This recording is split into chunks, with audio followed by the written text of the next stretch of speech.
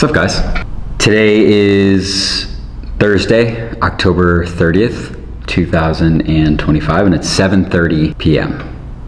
I have a call in 30 minutes. I feel like I haven't really been able to sit down and share a little bit of like what's actually been happening over the last 9 months. I am here at FanBasis. I've now been able to see what building a company is like at the age of 20 and now 21 as of last week. And I feel like the last time I even created a video, most of you guys knew me when I was 19. So yeah, lots of things have changed and all for the better. I love what I do, and truthfully, I wouldn't be sitting in this chair unless I did. When I first started here 9 months ago, February 28th, I flew out here from Colorado, a small town, after dropping out of college and kind of losing what I was actually doing. I had blown up on social media, teaching communication skills, and I felt like I had everything figured out until I didn't, right? I ended up thinking that, oh, just because I have a large amount of attention and just because I see a lot of numbers on the screen, I'm actually gonna make a lot of money and I'm gonna become a billionaire in the next year. That's not how it works. I mean, some people, yes, it might work, but I ended up finding myself in a position where I dropped out of college because I felt like I had everything under control. And I felt like I was on the right path towards something, and I wanted to take a gamble and take a risk on building a true dream life, which I guess now, being in the position that I'm in, I am pretty much set for that, right? When I first started at FanBasis, there were quite literally 7 people that sat at one table, probably the size of this table that I'm looking at right here. And we were all just grinding. It was, hey, welcome in. There's a lot of calls to be taken. I need you to start learning the product quick, and I need you to learn the pitch even faster. Where we were 9 months ago, we had just raised our Series A. We were valued at $90 million. We raised about $20 million in investments, and now we've probably 12x that. Now, in that time frame, there were a couple of things that I was focused on that now my focus has been shifted to new ventures or new portions of the company. But when I first started, I was the growth director, right? Everybody wore a lot of hats because there's so many moving pieces, and there weren't enough people to truly delegate tasks to and say, this is your one thing, master that one thing and become the best in it and focus on that only.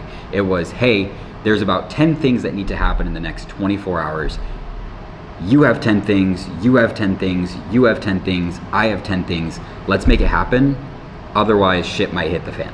And that was okay, right? Now, obviously, we've been able to get past all of those hurdles, and there's still a lot of hurdles. There's a lot of like growing pains that we've run into, but where we are now, we have grown not just from the little group that we were when we first started to now we have an entire office, and we're looking into getting possibly a second floor or even getting a new office simply because we don't have enough space to hold everyone. And when I first came in, we all sat on one side at one table, nobody moved.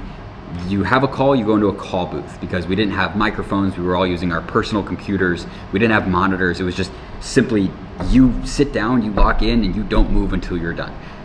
And now I have an entire sales floor here. We have an entire account management side. We have all of our CS, all of our devs, we have marketing, we have our executives, right? Everyone's got their own office. And when I first came in, this side of the office didn't even have its lights on. So it's crazy. That's it. It's just crazy. Now, our focus since then, since the beginning, has not really shifted or changed since now, but there are many things within it, like the mechanisms and the levers to pull, that have just shifted a little bit. One being our referral channels, right? That's one thing that allowed us to scale to the point that we were. And then we ended up making a couple of moves towards advertising, marketing, maybe a little bit more of outbound. And now we have an entire machine moving where referrals are still our number one. Now we've got ads running, we've got teams doing outbound, we are strategically working on partnerships, and it's just a lot. But it all boils down to the big focus of truly build the relationships with people that you engage with, and there will be a lot more to come. Huh? Did I fuck it up? No, you're good. Did I beat it? Yeah. So we can come over here and share the pizza? Yeah, share the pizza. All right. This is Lyle, by the way, Chief Growth Officer. He's kind of the one that, him and Andrew are the ones that I most look up to throughout this entire journey. They're also the ones that got me into the company in the first place. So, I guess, thank you. I appreciate it. Okay, I'm gonna go back over there. Okay. Bye, YouTube. Anyways, that's Lyle. He, like I said, is truly, has been a mentor this entire time. Him, Andrew, basically everybody in this team has been a mentor in some sort, but him and Andrew are both the two people that really got me into this place in the first place, which I'm just, extremely grateful for. When I lived in Colorado and I dropped out of college and I didn't really know what I was doing, I knew that in some way, shape, or form, I needed to put myself in a position to give myself the highest opportunity to get opportunities. And in that case, I recognized the importance of positioning. And I was talking to one of my buddies back in Colorado, and he was telling me about this too, is that nobody is going to see you unless you stand in front of the curtain rather than behind it. And what I mean by that is that if you don't put yourself in a position to receive opportunities or be seen for opportunities, you will not get them, or at least it will be a lot harder to actually get them than if you were to put yourself in front of things and go out and get it.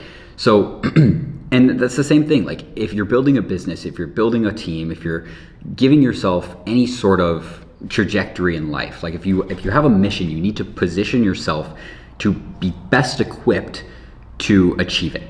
Right, so like for when I was living in Colorado, I was putting myself in the right rooms. I was making the right friendships and relationships and building upon the best ones. And it isn't about just being opportunistic, but also being authentic, right? If I'm purely just focusing on a transactional relationship, well, that can only be short term, right? People are going to start seeing through that a lot easier than if it's truly an authentic relationship that I see there to be a lot of opportunity in.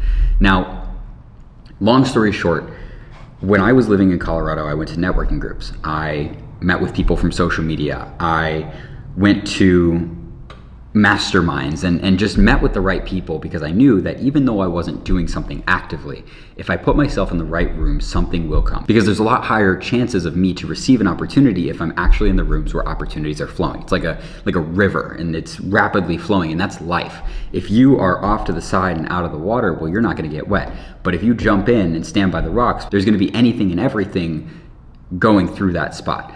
Now, same way in this company, right? We've been able to build so rapidly and scale so aggressively because we've all put ourselves in positions where opportunities are most likely to be. And that is how you negate luck, right? Most people think that luck is just, well, you're lucky, right? You just lived life and something came to you and you just got it and boom, you're lucky. But no, in reality, luck is something that can be manipulated. Luck is something that can be negated. And that's if you put yourself in positions to receive opportunities more than somebody else. If you do that, the other person will say that you're lucky, but to you, you were prepared. That is opportunity, and that is luck negated in opportunity. Now, the other thing as well that you have to recognize is that there is always a bigger picture in life. And I think that this is one thing that the social media and online money space is really lacking, is that most people always look for the short term, right? How can I make 10K per month right now, 50K per month right now, 100K per month right now? But in reality, what is life gonna look like in 10 years from now? Okay, great, you made 100K. What happens next? Right, for me, I put myself in a position to succeed. Great, awesome, and I got an opportunity that led me to here. Now, it isn't just about being in Miami, it's what's next, right? What is happening right now that is going to lead to the next thing?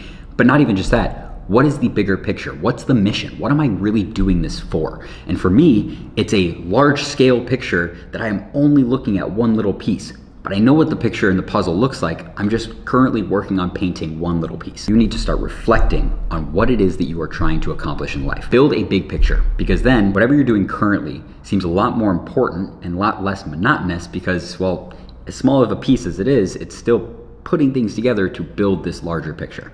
So that is how you both negate luck, create opportunity, and also understand that there is a lot more opportunity in life than what is up next in the next 3 months. And the last thing that I want to impart to you guys is that life comes quick. It was just 2 years ago, not even, that I was telling my mom, hey, I'm going to take a gap year. I had made the decision. I was going to step away for a year, go stack some cash, and then come back. At least that's what I told her. Until eventually one day we were driving and she just randomly turns around and says, hey, Cameron, I know you're not going back. In fact, I don't even think this is the best option for you.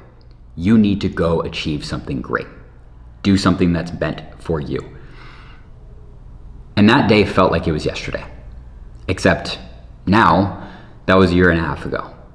And now, here I am. Life moves quick. Time doesn't stop for anybody, and the sooner that you realize this, the sooner you realize I need to get up and make something happen. Position yourself in a place where you can strategically get opportunities, negate luck, create something, and go out or go home. That's what you need to do in this life. Take advantage of the time that you have with your loved ones, take advantage of the time that you have in the present, but recognize that there is a larger picture, a larger mission that you need to work towards every single day, because the days won't stop waiting for you. Sooner or later, you might find yourself on the other side of the country, or maybe even the world, working on something a lot bigger than you thought you would be, and leaving everybody that you loved behind. That's me. And that's what I've been doing for the last 9 months. And to be honest, I don't think it's stopping anytime soon. But I love what I do. I'm very blessed to be surrounded by the people that I am. And I am incredibly favored in this life. But it's also because I positioned myself to receive the opportunities that were flowing all around me. You need to go do the exact same thing. I love you guys. And well, hopefully I'll do this a little bit more. Peace.